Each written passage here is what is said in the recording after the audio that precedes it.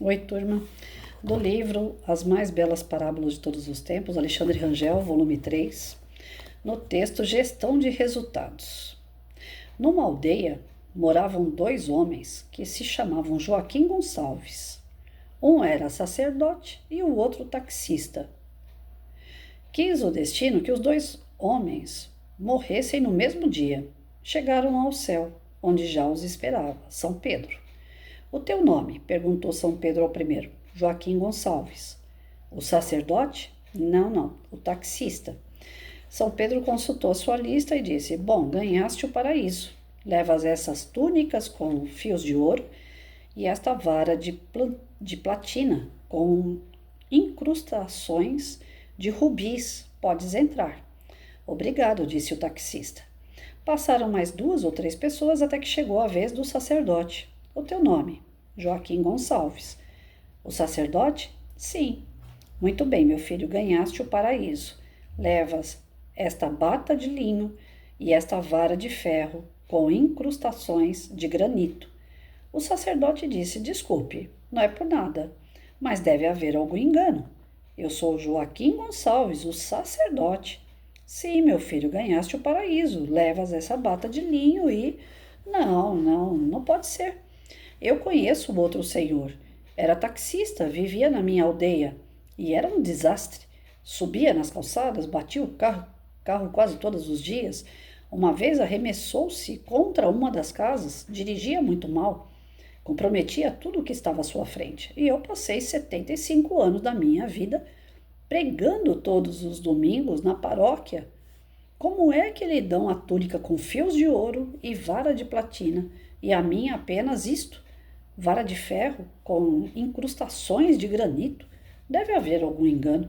Não há nenhum engano, disse São Pedro.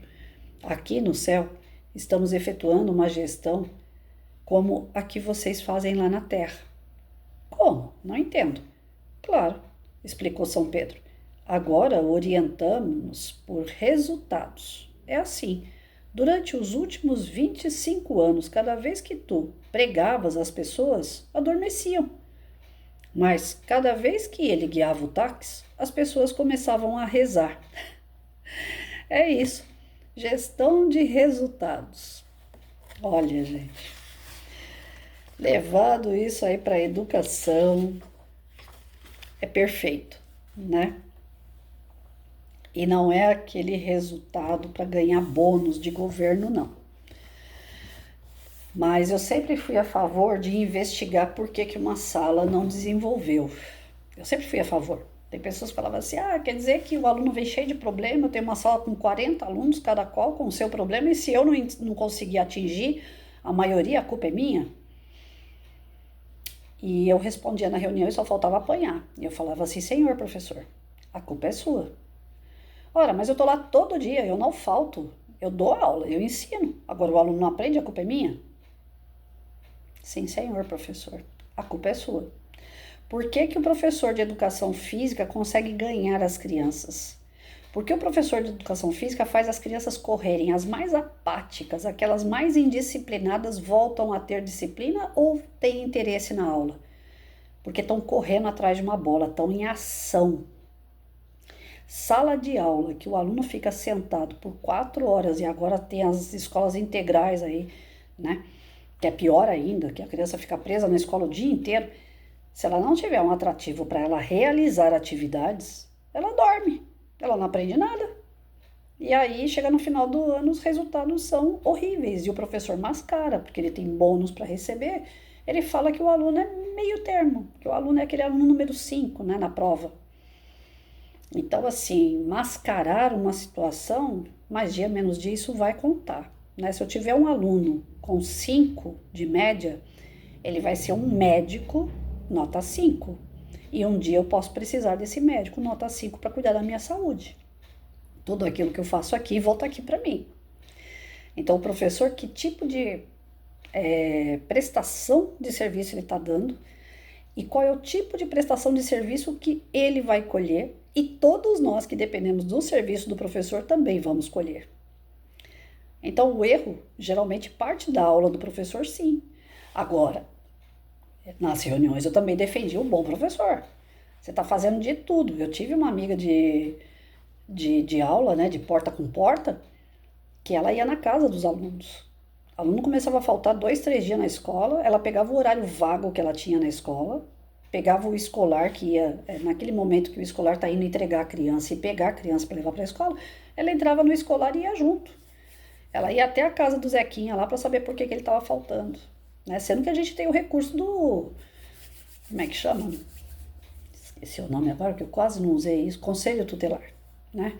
Você podia anotar lá o aluno que está faltando, envia para o conselho tutelar e deixa ele agir. Mas essa professora não fazia isso, não. Ela fazia a questão dela mesma ver o que estava acontecendo com o aluno.